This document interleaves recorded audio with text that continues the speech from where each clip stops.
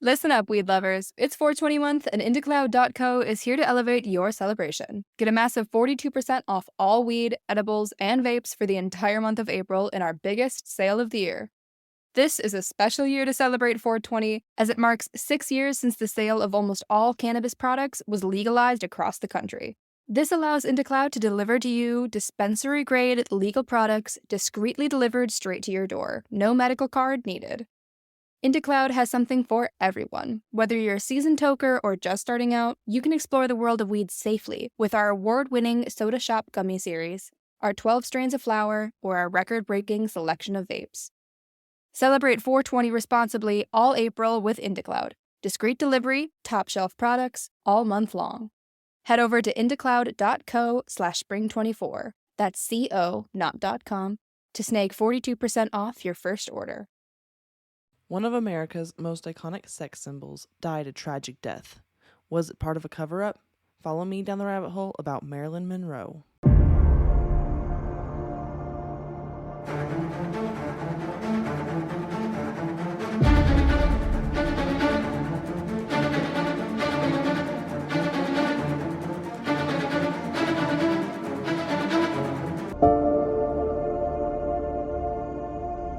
Hello, friends, and welcome back to the rabbit hole. I'm your host, Danny, and today we are talking about Marilyn Monroe. Since we are on the JFK train today, we're falling down this rabbit hole. There seems to be quite a bit of theories around Marilyn Monroe and JFK and potentially, Bobby Kennedy also being involved. So I want to thank Bray and Lucy for the suggestion of this. Both of them messaged me and they were like, hey, since we're doing JFK, maybe you should look into Marilyn Monroe. I had actually listened to a podcast about this, a while ago. So it made total sense that if we're going to do JFK, Marilyn Monroe comes in next. So here we are. Let's get into the history. So Marilyn Monroe was born June 1st, 1926 in Los Angeles, California. She was born Norma Jean Mortensen, but later took her mother's last name of Baker. Monroe's, and I'm going to refer to her as Marilyn Monroe throughout the entire show, but she didn't actually officially change her name until the 50s. Monroe's mother, Gladys Pearl Baker, was from Mexico, and she married a man when she was just a teen and had 2 kids with him. Gladys filed for divorce from this man, and because, obviously he was abusive, she was like, I'm done with this. She was actually granted full custody of both her children, but her ex-husband kidnapped the kids and took them to Kentucky. For a long time, Monroe didn't even know about these children. I don't know, I guess her mom just kept it a secret. So then Gladys married Martin Edward Mortensen, and this is where Monroe got her given last name.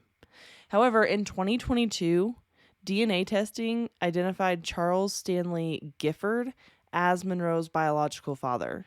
And Gifford was a coworker of Gladys with whom she had had an affair. And it seems as though Gladys knew that Monroe was not Mortensen's, because she would say things about Monroe being born out of wedlock, but she was married. So anyway, it seems that it was known, but DNA testing 100% identified Charles Stanley Gifford as Monroe's official father. Monroe's early years were a bit strange. It feels like actually her entire life was strange, but when she was a kid, her mother placed her in a foster home where Gladys also lived for a few months before she would leave Monroe there and she would go back to the city and go to work. Gladys would visit Monroe on the weekends, but she wouldn't bring her back to live with her until she was 7 years old. In 1934, Gladys had a mental breakdown and she was diagnosed with paranoid schizophrenia. And then she would spend the rest of her life in and out of hospitals and would rarely be in contact with Monroe ever again. But this caused Monroe to become a ward of the state because now her mom's in the hospital. So her mother's friend Grace Goddard took responsibility of her. Her living situation was super unstable though, and she went back to live with the foster family from earlier in her childhood. But she might have been sexually abused while she was there. It is noted, while she was there, she developed a stutter and became withdrawn, which is why they were maybe she was sexually abused. Then she went to stay with Grace and Grace's husband, who was Doc Goddard. His nickname was Doc. And that didn't last for very long. So in September of 1935, she was placed in an orphanage. Like, Grace put her in the orphanage. This left Monroe feeling abandoned, of course, because now her mom's given up on her, and this person who's supposed to be taking care of her has given up on her. In 1936, Grace officially became Monroe's legal guardian, but didn't take her out of the orphanage until the summer of 1937. And then Monroe only stayed with Grace and her husband for a few months because Doc Goddard molested Monroe. But she was kicked out of the house because Grace blamed all of this on Marilyn. So it wasn't like, oh, my husband did a bad thing, you need to get out of here for your safety. It was like, how dare you seduce my husband? Get out of my house. Then she bounced around with family members and friends of Grace's. And finally, in 1938, she found like a more permanent residence with Grace's aunt. But unfortunately, she would only stay there for 2 years because the aunt was like declining in health and in age, and she returned to the Goddard residence, which was probably fantastic for Marilyn, who was, I would assume, very triggered by that situation. In 1942, the Goddards were relocating to West Virginia, and California state law wouldn't allow them to take Monroe with them. So instead of returning to the orphanage, which is where she was going to end up, she married the neighbor's 21-year-old son, James Doherty. Monroe, at this time, she was only 16. So she had 2 years until she would have been out of the orphanage, but she was not trying to go back there. So she dropped out of high school and became a housewife, which at the time makes sense because, like, women weren't really working and she needed to make her marriage work, so she needed to go and be a housewife. But the next year, Doherty enlisted in the Merchant Marines, and the couple moved to Santa Catalina Island. In 1944, with Doherty out to sea, Monroe moved in with her in-laws, and she needed to get a job. While she was working, she met a photographer, and she signed a contract with him in January of 1945. In August 1945, she went against her husband's wishes because he was not super into it and moved out on her own, out of his parents' house, and signed a contract with a modeling agency. This agency decided that her look was best suited for pinup rather than like a high fashion modeling, so that's kind of where her niche was. And to make herself more desirable as a model, she straightened her hair and she dyed it blonde, which would become, the blonde look would become her signature look, obviously. As a model, she would sometimes use a pseudonym Jean Norman. And obviously later we know that when she started film, she started using the name Marilyn Monroe. In June of 1946, Monroe signed a contract with an acting agency. And then later that year, she signed with 20th Century Fox. And this is when she decided to start using the Marilyn Monroe name. So, like, when she signed with the acting agency, not when she started modeling. And this made her husband even more happy. So the next month, she and Doherty got divorced. Monroe was given her first film in 1947, and she was also put through different classes in schools, like acting classes in schools. And some of the teachers in her acting school thought she was too shy and wouldn't have a future in acting.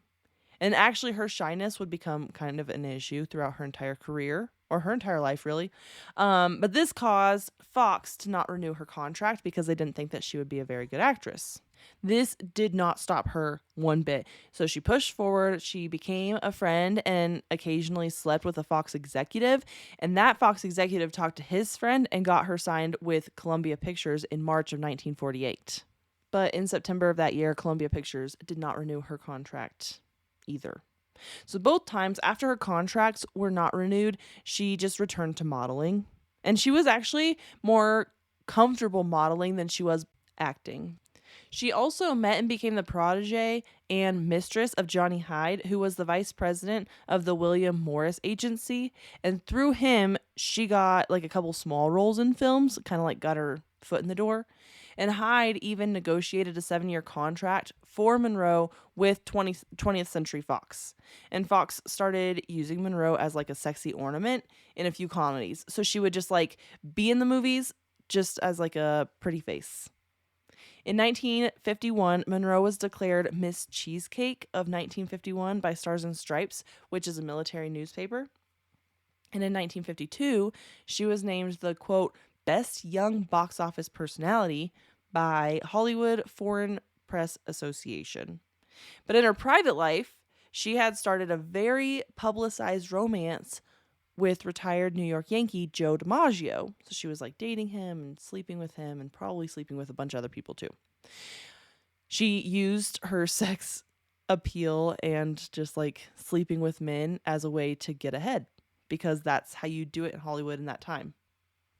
Listen up, weed lovers. It's 420 month, and IndieCloud.co is here to elevate your celebration. Get a massive 42% off all weed, edibles, and vapes for the entire month of April in our biggest sale of the year. This is a special year to celebrate 420, as it marks 6 years since the sale of almost all cannabis products was legalized across the country. This allows IndieCloud to deliver to you dispensary-grade legal products discreetly delivered straight to your door. No medical card needed. IndieCloud has something for everyone. Whether you're a seasoned toker or just starting out, you can explore the world of weed safely with our award-winning Soda Shop Gummy Series, our 12 strains of flower, or our record-breaking selection of vapes. Celebrate 420 responsibly all April with IndieCloud. Discreet delivery, top shelf products, all month long. Head over to indiecloud.co/spring24, that's CO, not .com, to snag 42% off your first order. Summer is the season of hot temperatures, outdoor adventures, and refreshing water activities. Summer is also the season of rough on your feet, causing dry, cracked heels and toes. Introducing Babyfoot, the original exfoliation foot peel that contains 16 natural extracts formulated to remove dead skin cells in 3 easy steps. Apply the booties, relax for an hour, then wash your feet. In 14 days, you've got baby smooth skin and your feet have never been softer. Letting dead skin cells build up over time is hazardous to your foot health. Our professional-grade DIY products, like our original exfoliation foot peel, our men's foot peel, or our moisturizing mask, are some of the best foot care products on the market, created with your foot health in mind. Pamper yourself with a spa day from the comfort and convenience of your own home with Babyfoot. If you want a chemical-free, easy-to-use exfoliating process from the company that created the original foot peel, it's time to treat yourself to Babyfoot. Go to babyfoot.com and use the code SUMMERFEET24 and get 20% off your first order with Babyfoot. That's babyfoot.com and use the code SUMMERFEET24. But at this time, she also found herself in the middle of a very public scandal when it was realized that she had posed for a nude calendar in 1949. So she just like owned up to the nudity and admitted to the public that she did it because at the time she was super broke. And the public loved it. They sympathized with her, and then the interest in her films increased. And when she was asked by a reporter about this, and the reporter asked if she had anything on, she replied that she had the radio on. But to capitalize on this, the studio released 3 films that she was in, and with her increased popularity came an increase in her reputation as a sex symbol. And she had literally posed nudes, so that if that doesn't increase your reputation as a sex symbol, I don't know what does. She told a gossip columnist that she usually didn't wear underwear, which also increased her sex reputation. And she became known at this time for being really hard to work with. She would often show up late. She didn't show up at all. She wouldn't remember her lines. And she would demand retakes over and over and over when she wasn't satisfied with the performance. So she would just like demand a retake until she felt really confident. And it was really annoying because she always had her acting coach on set and she relied heavily on her acting coaches while she was filming. All of these issues were attributed to her lack of control on the film set, her low self-esteem, and stage fright. But apparently she didn't have any of these issues when she was just modeling because she had more control on the modeling set.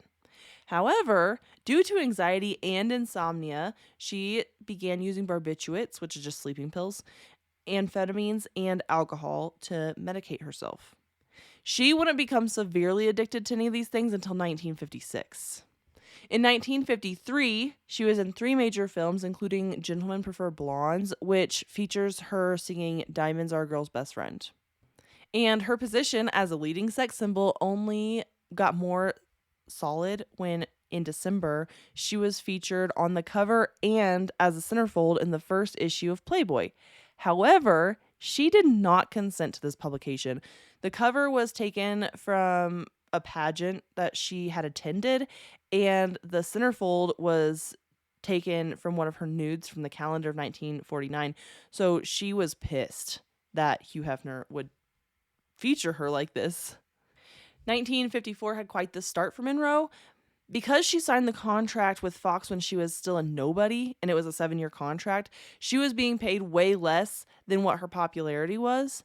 And she was very typecasted into a funny role, and they wouldn't cast her in a serious role, which she wanted to be like a more serious actress, and they weren't going to cast her like that. So this caused her to not show up for a shooting of a new comedy, which of course was against her contract. And during this time, right at the beginning of 1954, she married Joe DiMaggio. And then the two flew to Tokyo because DiMaggio was supposed to be helping train other baseball players. And from there, Monroe went to Korea and sang for the USO in front of 60,000 Marines. In March of 1954, she finally settled with Fox, who promised her a new contract and to pay her a $100,000 bonus, which is equivalent to $1.1 million today. And actually, Fox would never pay her this bonus, which would cause them to default on the contract. They had a lot of contract issues. But DiMaggio was really good with contracts, and so he helped Monroe negotiate all of her contracts and everything that she needed. He was super helpful in that sense. In the new contract, they promised that she would be a lead in the comedy, The 7-Year Itch. And this is the movie that has her standing on the subway grate that was blowing up her skirt, her most famous picture ever. And this shoot lasted hours and attracted about 2,000 spectators. And the director just kept doing the scene over and over because everyone just kept demanding it. It was such a popular thing, and they were like, oh, do it again, do it again. Everyone's yelling and chanting. And DiMaggio actually walked up on this scene, and he saw the people. He finally got the attention of a police officer and was like, hey, I'm Joe DiMaggio. That's my wife. I need to get in front of all these people. And so he got to the front, and what he saw, he was pissed. He was not happy. So this actually caused the end of their marriage, and they had only been married for 9 months at this point. But it seemed as though their marriage wasn't going to last anyway because DiMaggio was super jealous and controlling and physically abusive, apparently. I think that she only married him at the beginning of the year because there was a lot of bad publicity because she didn't show up for that comedy, and the studio was putting out a lot of bad things about her, so she was like, let's do something good. So she married Joe DiMaggio.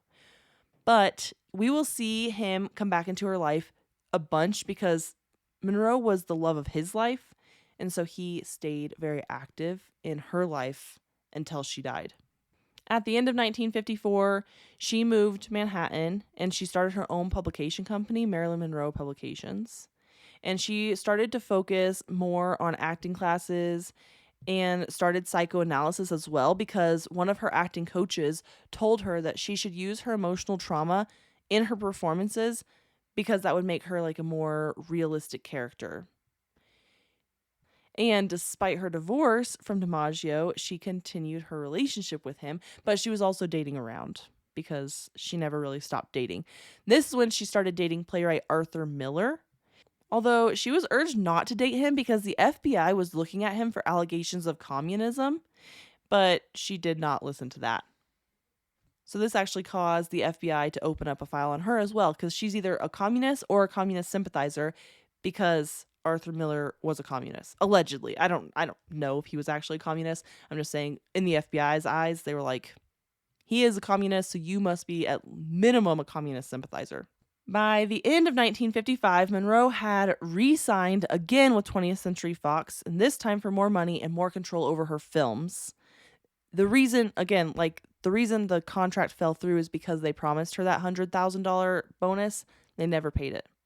So now she was for sure going to get paid more, and she had more control over the films, so who the director was, who she was starring with, all those things. I think she had a little bit of control issues for sure. In 1956, she legally had her name changed to Marilyn Monroe, so she was no longer Norma Jean Baker. And in June, she married Miller. With this marriage, she converted to Judaism because he was Jewish. And actually, this caused Egypt to ban all of her films.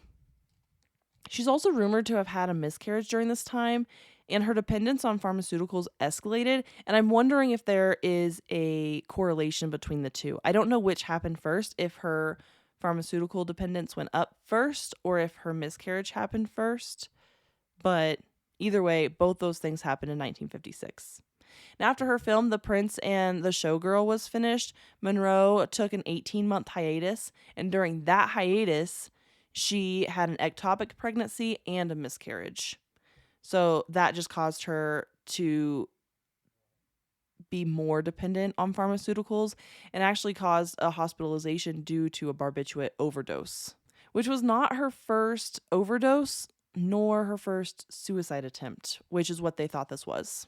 She did return to work in July of 1958 with a role in Some Like It Hot, but took another break after that film until the end of 1959. At that time, she came back to do another comedy role, which she wasn't super excited about, but she was behind on her contract with Fox because she told them in this new contract that she would do 3 films, and she had taken so much time off that she needed to just do something to appease management, basically.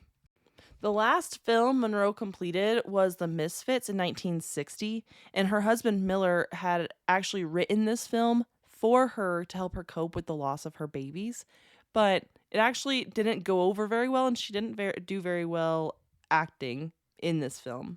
It was basically a flop. But she had been having an affair with a coworker or a co-star, and this caused Miller to also start having an affair, and so their relationship was basically over and starting to fall apart. And her health was also failing. So she had really painful gallstones, and her drug addiction had gotten pretty bad. So bad, in fact, that her makeup had to be applied while she was still asleep under the influence of sleeping pills because otherwise, she couldn't get through filming. And in August of 1960, while still attempting to film The Misfits, she was sent to the hospital for a week to detox just from all the all the medications that she was on, all the stuff that she was going through. In 1961, she was really focused on her health a little more. She had surgery to remove her gallbladder, and she had surgery for her endometriosis, which is what they think caused all of her miscarriages and the ectopic pregnancy. And she also spent 4 weeks in the hospital for depression. And actually, Joe DiMaggio was the one that got her out of the hospital because they weren't going to release her. He negotiated basically her release from the hospital, and they rekindled their friendship during this time. But like I said, he will be in and out of her life forever because he loved her so much. And once she got out of the hospital, she started dating Frank Sinatra. In 1962, she returned to film, but she got too sick to complete the movie she was supposed to be a part of. And she actually got into a fight with the studio because she wanted to go to New York to sing Happy Birthday to the president, and she did. So in May of that year, she famously sang Happy Birthday to the president, at the time, John F. Kennedy. But allegedly, Monroe was introduced to John in 1954, but it's kind of unclear when they started their affair or how long their affair lasted. There's just rumors, basically, that they were having an affair. But apparently, after they had been together one time, Jack complained about his back hurting, which we know that he had consistent back issues. So Monroe rolled over, dialed up her doctor, Dr. Greenson, and just got Jack some pills to help with the pain. But when JFK got tired of Monroe, he passed her off to his brother, Robert Kennedy. And Bobby Kennedy actually found Monroe really interesting, and she got him to talk about politics, and this got more of his interest. And so he ended up giving her his office number and told her to call whenever she wants, and she called. This lady, she called everybody. But Frank Sinatra had literally warned Monroe about Bobby Kennedy and said that he wasn't like Jack at all, that he was ruthless, that he was loyal to keeping the Kennedy name clean above all else. So above country, above God, above his family, above everything, he was going to keep the Kennedy name clean, which might have just been a little bit of foreshadowing for what was going to come. On August 4th of 1962, Monroe's live-in housekeeper, Eunice Murray, awoke around 3 a.m. with the feeling that something was just not quite right. She had been called earlier that evening because Peter Lawford, who was the brother-in-law to the Kennedys, to the boy Kennedys, there he was married to Pat Kennedy, hadn't been able to get a hold of Monroe. He said he was worried because he had talked to her earlier, but she seemed kind of out of it. And Lawford was told by his manager not to go to her house. That if something was happening there, it's best that he just like doesn't get caught up in it. And so Lawford's manager got in contact with Monroe's lawyer, and the lawyer called the housekeeper to check in on Marilyn. Housekeeper insisted that Marilyn was fine and didn't actually check on her until 3 a.m. when she woke up with a bad feeling, which just feels a little weird. You know, like this whole story feels a little wonky. So at 3 a.m., when this housekeeper was like, oh, I should check on her, something's not right, she saw a light under Monroe's door, but she didn't get a response when she knocked, and also the door was locked, so she couldn't go in. So instead of calling like the cops with her weird feeling, she just called Monroe's psychiatrist, Dr. Ralph Greenson, who arrived very shortly after the phone call.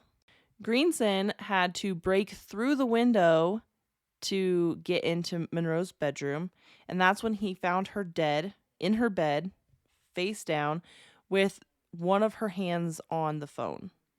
So Dr. Greenson called Monroe's physician, Hyman Engelberg, who arrived at the house around 3:50, and he officially pronounced her dead. At 4:25 is when LAPD was notified of her death. Like, that's when they were officially called. So it had been almost an hour and a half since the housekeeper woke up and was like, hey, something's weird. I don't know why they delayed calling the cops for so long. That seems very odd. It was determined that she died somewhere between 8:30 and 10:30 p.m. Her cause of death was acute barbiturate poisoning, and empty medicine bottles were found like all over the place next to her bed. And it was determined that her death couldn't be accidental because the dosages were all over the lethal limit. So it was not like she took the amount that she was supposed to take and then accidentally died. Like, this had to have been on purpose. So whether she did it or maybe somebody else did it, somebody had to have done it on purpose. But her doctor had indicated to the coroner that Monroe had been, quote, prone to severe fears and frequent depressions, end quote, and that she had overdosed in the past on purpose. Like, she had suicide attempts prior. Lots of them. In fact, like 4 of them. So these things and lack of evidence indicating foul play led to her death being classified as a probable suicide. So it's not 100% suicide, just a probable suicide. Joe DiMaggio helped to arrange her funeral, but the rumors of a cover-up started circulating right away. The story of her death seems like just way too convenient. So let's get into the conspiracy theories about who potentially killed Marilyn Monroe. So the Kennedys are the number one suspects in her death, right? So let me start by saying it's not a surprise to anyone that the president was having affairs. Many affairs, lots of them. Dude would sleep with basically anybody. And Jackie was super aware of this, and she just like turned a blind eye and asked that he just didn't do it in their bed because they needed to keep face, right? They're not going to get a divorce. She was never going to divorce him, but she didn't want to know about it. And it didn't help that Marilyn was like throwing it in her face at the birthday party. But the press was also aware that Jack was having affairs outside of his marriage. But at the time, the press, it was like in their best interest to keep it quiet because the press wanted to keep the president's name clean, unlike today when they just like throw everything out so everyone knows just how awesome our president is. Any president, it's not just like our current president, any of the presidents. So Monroe had been calling JFK nonstop. She wanted his attention, which is also why she did the birthday thing, because at that point it seemed as though he had stopped paying attention to her. So she wore this basically nude dress and sang this very breathy happy birthday to get more attention. Be like, look at what you're missing out on, right? She was also writing him letters and had threatened to go public about their affair. And it got so bad that she supposedly was calling him every single night. So Jack called brother Bobby. It was like, you need to stop this. Like, put an end to this. I'm sick of it. So Bobby explained to Marilyn that Jack was busy, running the country, and he wasn't getting a divorce. So, like, your thoughts that you're going to be with this man forever, it's just never going to happen. And she was crushed. So Bobby wanted to make her feel better, and he slept with her. And this began the insistent calls to Bobby, who was also married and at the time had 7 children. And he was like, this is absurd. And he had started to ignore the calls the way his brother had done until basically he couldn't anymore. He was so over it. In 2007, an Australian filmmaker found a partially redacted FBI document that suggested Robert Kennedy was to blame for Monroe's suicide. This document also implicated Kennedy's then brother-in-law, Peter Lawford, Monroe's psychiatrist, Dr. Ralph Greenson, and Monroe's housekeeper, Eunice Murray, and an agent, Pat Newcomb. So Monroe had been known to seek attention via suicide attempts. So staging another one wouldn't be super suspicious. And Greenson had to be in on the plot because he was also sleeping with Monroe. So he had a lot to lose as well. And Bobby knew this because Monroe's house had been bugged. So he blackmailed Dr. Greenson into helping basically get rid of their problem. Greenson had a lot to lose because if it came out that he was sleeping with one of his patients, it's not just the end of his marriage, but that's the end of his career, the end of his life. Basically, he's going to jail. So apparently, the story goes that Bobby, Peter, and Dr. Greenson showed up at Monroe's house. Bobby and Peter held her down, and the doctor injected her in her armpit, and then staged the scene and left.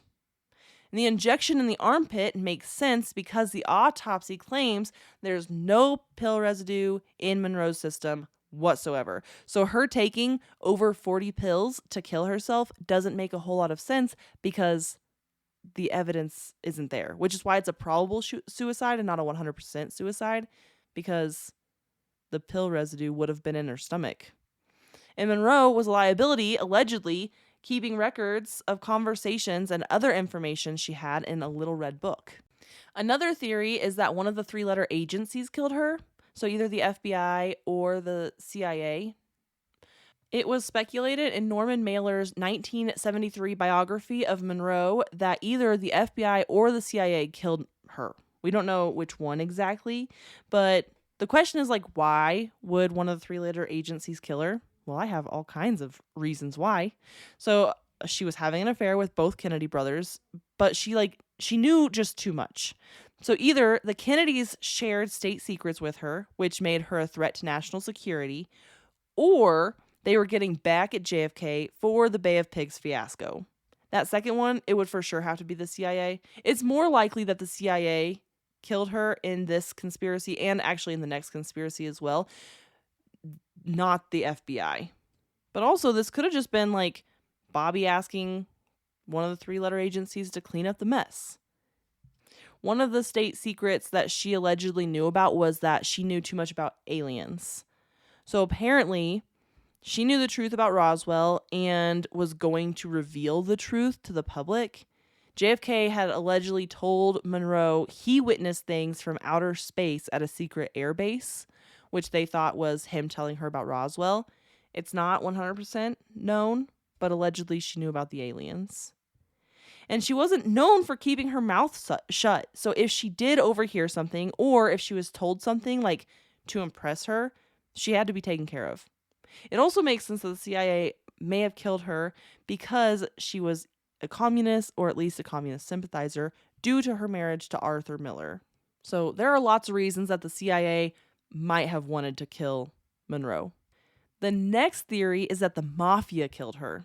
So there's a couple theories here. So the first one is found in the 1982 book Marilyn Monroe Murder Cover-Up by Milo Spiriglio. So Spiriglio was a private investigator, and he suggested that Jimmy Hoffa and Sam Giancana killed Monroe.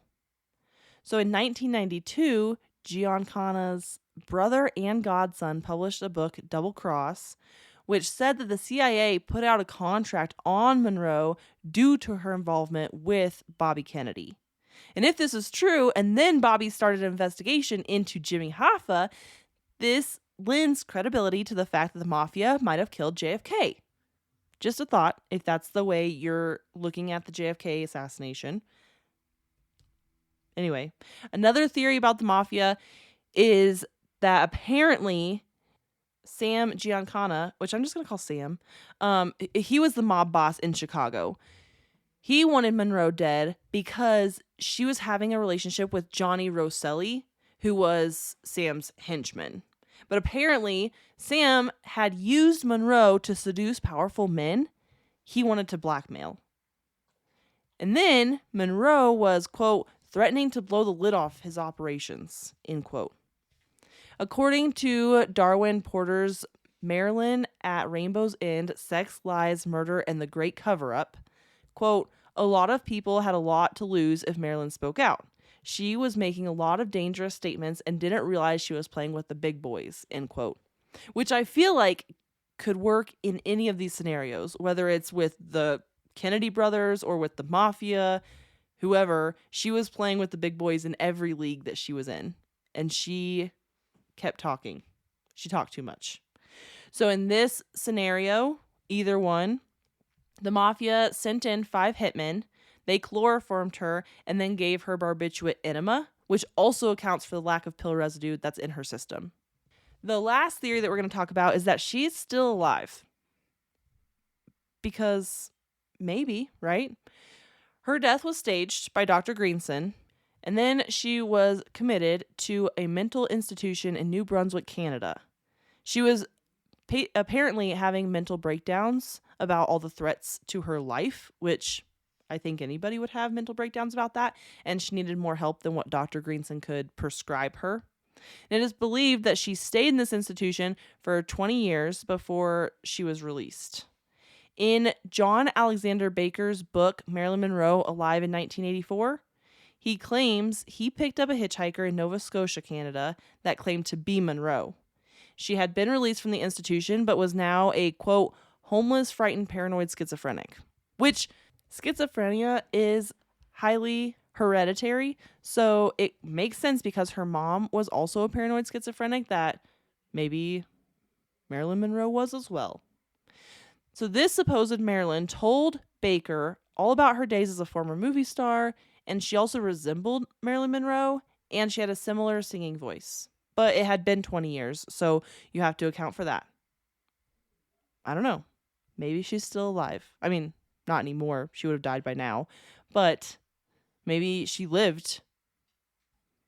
Also, I'm pretty sure lobotomies were pretty common in that time, so I don't know if she did go to a mental institution, why they wouldn't just give her lobotomy, because then she would for sure keep her mouth shut.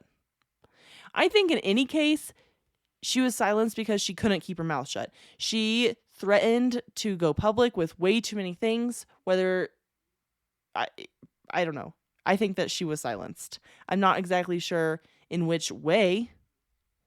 I feel like the suicide thing is just too convenient, and I don't believe in coincidences anymore.